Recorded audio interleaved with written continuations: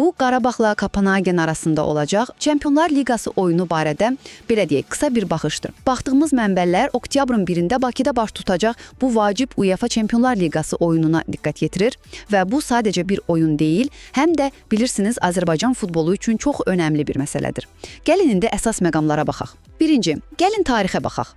Yəni komandaların yeri biraz fərqlidir də. Qarabağ bildiyiniz kimi Çempionlar Liqasının qrupunda oynayan yeganə Azərbaycan klubudur, amma Kopenhagen onlar bu səviyyədə daha təcrübəlidir. Ona görə də bu oyun Qarabağın Avropadakı yeri üçün əslində ciddi bir sınaq olacaq. İkinci, komandaların indiki forması və gücü. Bəs meydanda nə gözləyirik? Qarabağ, xatırlayırsınızsa, bu mövsüm səfərdə Benficanı udmuşdu, bu çox təsirli idi. Üstəlik Bakıda öz meydanında hücumları və azarkeş dəstəyi, bunlar əsas gücləridir. Kopenhagenə gəlincə, onlar Danimarka Liqasında stabildirlər və xüsusən səfər oyunlarında, necə deyərlər, möhkəm dayanırlar. Yəni bu tam bir üslub qarşı durmasıdır. Evdə güclü hücum, səfərdə isə daha çox müdafiəyə fikir verən bir komanda. Və nəhayət, oyun necə gedə bilər? Baxın, erkən bir qol olsa hər şey dəyişə bilər.